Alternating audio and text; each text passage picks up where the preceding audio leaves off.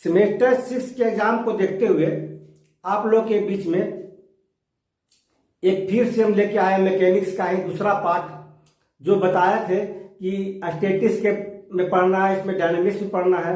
और आज हम आपके बीच में डायनेमिक्स लेके आए हैं।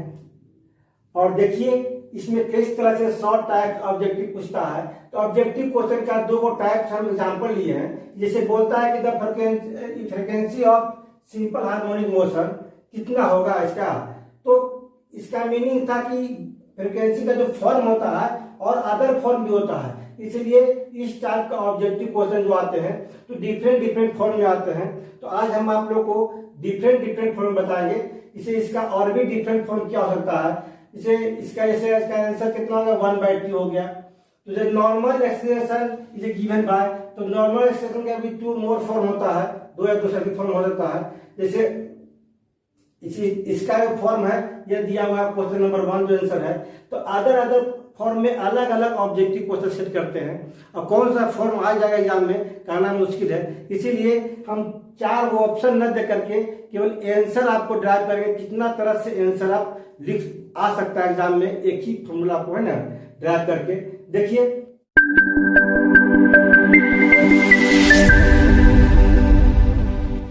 फर्स्ट नंबर हम क्वेश्चन स्टार्ट करने जा रहे हैं। तो फर्स्ट नंबर जो टॉपिक होता है कि जैसे पूछ दे कि differential equation of simple harmonic motion is क्या होगा। तो d2x अपॉन dt का इसका कितना -μx, यहाँ म्यू क्या है कांस्टेंट है, माइनस क्यों पड़ा अब सबको जानते हैं। इसका इसी का स्टेप में इस तरह से पूछ सकता है। एक ही क्वेश्चन कितना तरह से घुमा सकता है ऑब्जेक्टिव में। देखिए the equation of motion of A particle is क्या होगा, कब किन डायरेक्शन में, in the direction of x decreasing. तो d² x अपॉन dt का -μx, इसको इस तरह भी लिख सकते हैं, नहीं तो इसको इस तरह से भी आप लिख सकते हैं। तो इस तरह से ऑब्जेक्टिव बनेगा, चाहे इस तरह ऑब्जेक्टिव बनेगा आपका, उसका आंसर दोनों होगा।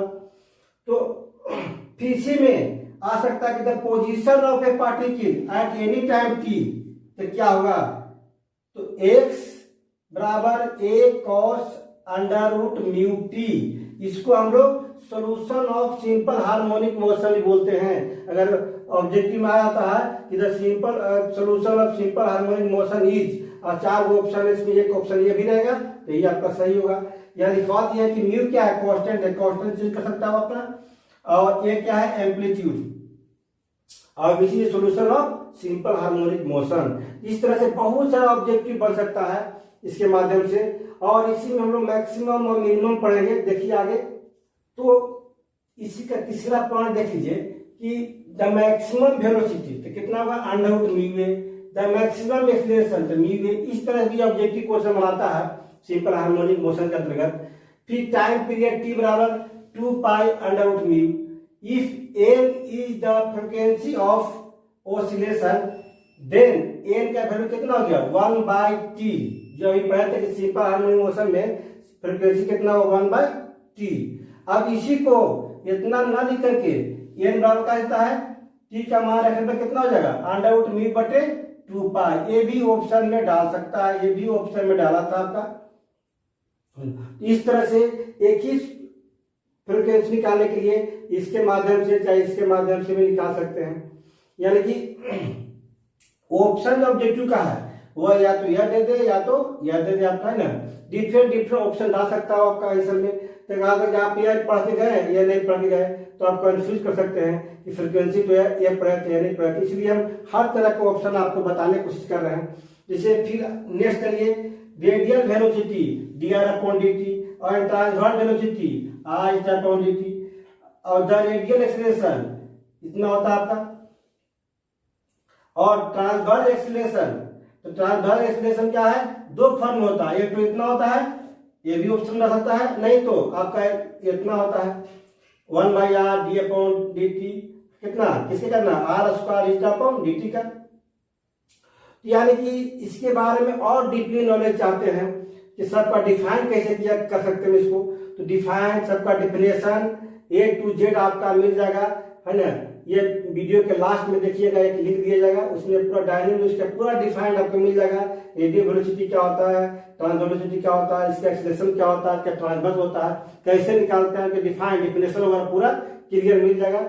इसका तीसरा पॉइंट जो है 2 का, tangential velocity ds upon dt equal to v and normal velocity कितना होता है, 0 होता है।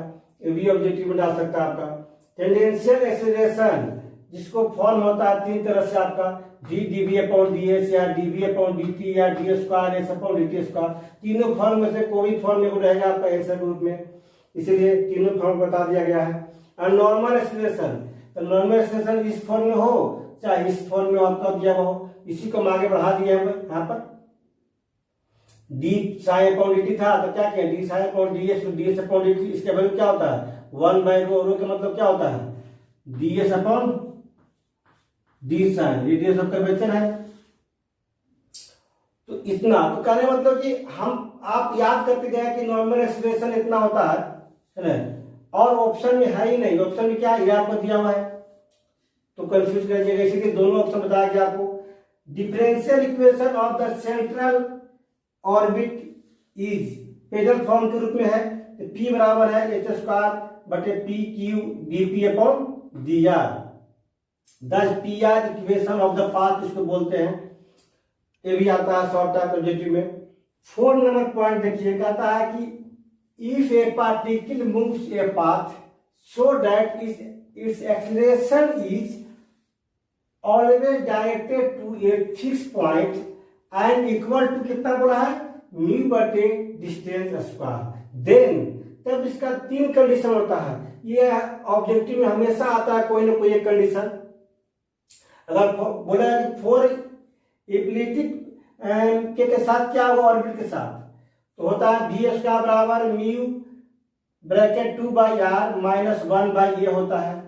अब 4 हाइपरबोलिक के साथ क्या होता है, तो और भी साथ वी स्क्वायर बराबर mu bracket 2 by r plus 1 by, दोनों में थोड़ा सा का अंतर है। एलिप्टिक में क्या होता है कि मान होता है, हाइपरबोलिक का होता है पर प्लस हो जा रहा है। अब पैराबोलिक में क्या होगा 2 म्यू बटे आर होगा।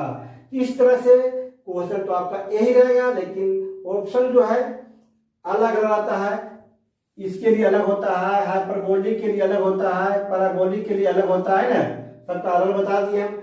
इस तरह से ऑब्जेक्टिव क्वेश्चन आएगा, और इसके साथ कुछ डिफाइन भी आ सकता है जो हम बताने जा रहे हैं, कुछ डिफाइन कर दे रहे हैं। और इससे ज्यादा डिफाइन देखना चाहते हैं तो आपका लास्ट में एक लिंक दिया जाएगा डायनेमिक्स का, उसमें देख सकते हैं बहुत सारा डिफिनेशन का डिफाइन किया हुआ है। कुछ आज हम आपको बताने जा रहे हैं। चलिए अभी डिफाइन करने जा रहे हैं 5 number point, define simple harmonic motion.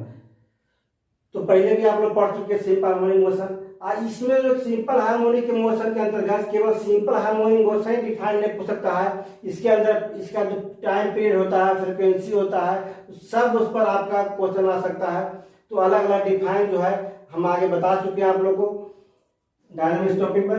A particle moves in a straight line such that it's acceleration is at any point of its motion is always directed towards some fixed point on the line। इस line में A से लेकर A dash में line में एक fix point कितना है वो लिया गया, यहाँ पर एक पॉइंट कितना लिया गया P, इधर लेफ्ट साइड कितना P dash, proportional to its displacement from that fixed point is called simple harmonic motion। कहता है कि O से लेकर P तक जो हम लोग X दिए यहाँ पर, O से P, P से A से P कितना वापस O से A डैश, की तरह से हम लोग क्या बोलते हैं इसको सिंपल हार्मोनिक मोशन। जो बोलता क्या है कि कोई भी पार्टिकल जो है मूव कर रहा है किस पर, स्ट्रेट लाइन पर, और इसका एक्सीलरेशन जो है at any point of its motion is always directed towards किसका, from fix point. Fix point कितना होता है एक्सीलरेशन जो है इसका क्या होता है always directed towards proportional type का बोला है, प्रोपोर्शनल बोला है टू इट्स डिस्प्लेसमेंट, क्या लिए d2x अपॉन dt का कितना लिए proportional to x।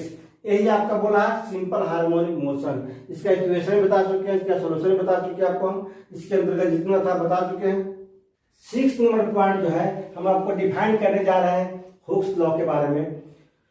Hooke's law के बारे में फिर इसका टॉपिक ही है, तरह से the tension of an electric string is the क्या proportional to the extension of the string beyond its natural length. Natural length मतलब पहले जो लेंथ उसका है उस पर निर्भर करता है ना। जैसे if the tension in the string be कितना टी मान लेते हैं, और बाय हुक्स लोग क्या बोलता है कि टी जो है क्या होगा, प्रोपोर्शनल होगा किसका, एक्सटेंशन ऑफ द स्ट्रिंग उसके साथ बाय नेचुरल लेंथ। तो हमने क्या किया कि ओ से लेकर ए तक जो नेचुरल कितना लेंथ था, एल था, उसी को स्ट्रिंग किया गया कितना पर, पी पॉइंट पर। जैसे होता है कोई भी ओ से लेकर ए तक पहले नेचुरल लेंथ था, जैसे उस पर ही किया जाएगा तो क्या हुआ, पी तक गया तो कितना मान लिया इसको, डिस्टेंस मतलब ओ से लेकर पी तक कितना मान लिया, एक्स मान लिया। तो क्या हुआ, एक्सटेंशन कितना हो गया, ओपी में से ओ ए क्या कर देंगे, माइनस कर देंगे, और जितना पार्ट निकला इधर निकल जाएगा, जितना आपका बढ़ा आपका, तो कितना हुआ एक्स माइनस एल बटे कितना एल।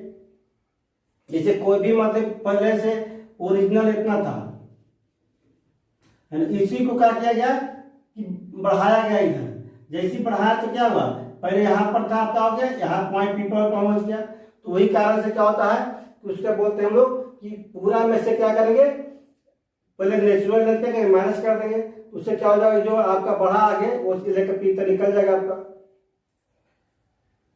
तो क्या हुआ x minus L by L, तो प्रोपोर्शनल मतलब क्या है, लेमडा मान लिया यहाँ पर, तो क्या हुआ पी बराबर lambda into x minus L बटे एल। यहाँ जो लेमडा है वेयर द कांस्टेंट लेमडा जो है क्या कहलाएगा, is called the modulus of elasticity of the string. क्या कहलाएगा, the modulus of elasticity of the string. यानी कि जो आपका ए पॉइंट से पी पॉइंट तक आपका खिंचाव के कारण बढ़ा आपका, यही था आपका हौसला। 7 नंबर पॉइंट लिए हैं हम, इंपल्स। इंपल्स जो होता है एक तरह से आप पढ़ोगे है ना सेंट्रल ऑर्बिट के बारे में, तो उसी के अंतर्गत जो है एक चौरा सब आता है। मान लीजिए if a constant force with magnitude जो टी है act on a body for the interval time T, इसे बहुत सारा कांस्टेंट आ गया था बीच में, जो कांस्टेंट पूरा था उसको पी मान के हम लोग बनाए थे। Then the product of the force and time is called impulse. यानी उस पी को टाइम के साथ अगर प्रोडक्ट कर दिया तो उसी को बोलेंगे इंपल्स। डिफाइन एप्स, कहीं कहीं इस तरह क्या हुआ, इस तरह लिख सकते हैं apse. And apse is the point of in क्या सेंट्रल ऑर्बिट, देखिए पॉइंट है at which the radius vector draw from the centre of the force to the moving particle has a maximum या मिनिमम वैल्यू देता है आपको। जैसे maximum या अब निकालना चाहते हैं चाहे मिनिमम वैल्यू, उसमें क्या पहले ही पढ़ चुके थे मैथ में, dy अपॉन ds बराबर 0, तो क्या जाएगा du अपॉन dθ बराबर 0, यानी p बराबर कितना आ रहा है। जिस तरह से इस तरह से हम लोग निकाल के देख करके हम मैक्सिमम और मिनिमम वैल्यू इससे हम लोग निकाल सकते हैं इसके माध्यम से। 9 नंबर जो है पॉइंट के लिए है, पहले से आप लोग पढ़ते आ रहे हैं कि केपलस फर्स्ट लॉ है, केपलस सेकंड लॉ है, केपलस थर्ड लॉ है। तो फर्स्ट लॉ क्या कहता था है ना कि each planet describe an ellipse having the sun in one of its फोकी।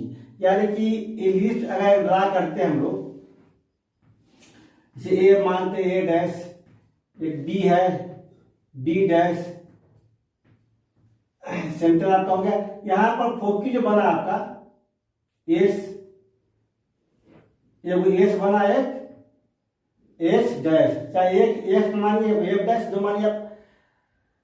ये जो सन है उसमें क्या करता है, ये लाइंस करेगा है ना यहाँ पर किसी एक फोकी में, मतलब कि दो होता है, वो एस है वो एस डैश। आप इंग्लिश पढ़े होंगे, ध्यान में आया होगा ना यहाँ पर। तो वही बोलता है आपका केपलस फर्स्ट लॉ।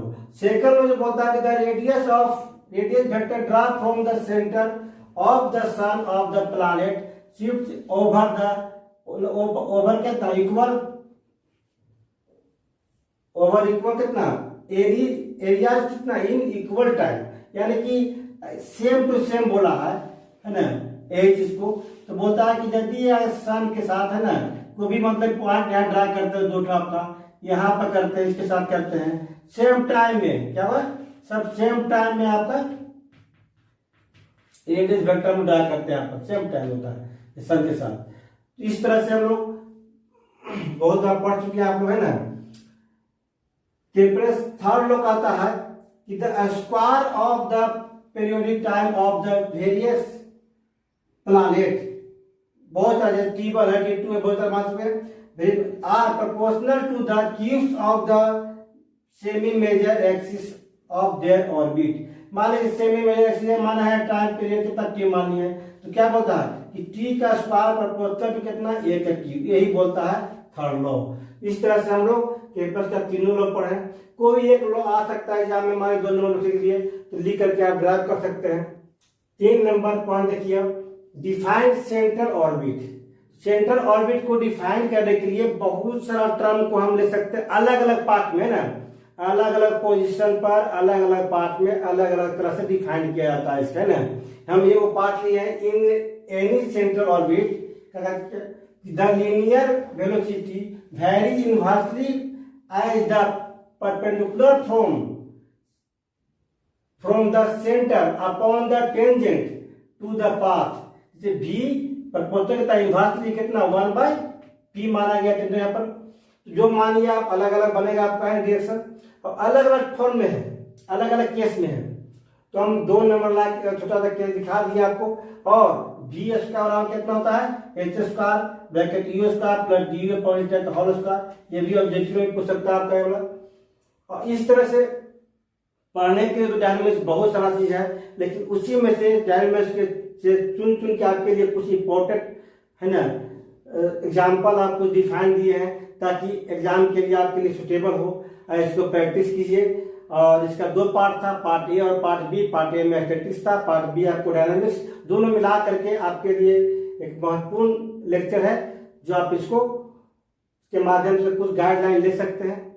लेकिन आप लोग तो पूरा पढ़ लिए होंगे, लेकिन थोड़ा बहुत हम इसका भी शॉर्ट टाइप ऑब्जेक्टिव का जानकारी दिए हैं एग्जाम को देखते हुए। और ज्यादा डिटेल में डायनेमिक्स पढ़ने के लिए इसका लास्ट में आपको वीडियो का एक लिंक दिया जाएगा, उस पर जाकर आप पूरा डायनेमिक्स का कुछ टॉपिक पढ़ सकते हैं। डायनेमिक्स पूरा नहीं कि डायनेमिक्स से कुछ टॉपिक जाके आगे पढ़ सकते हैं।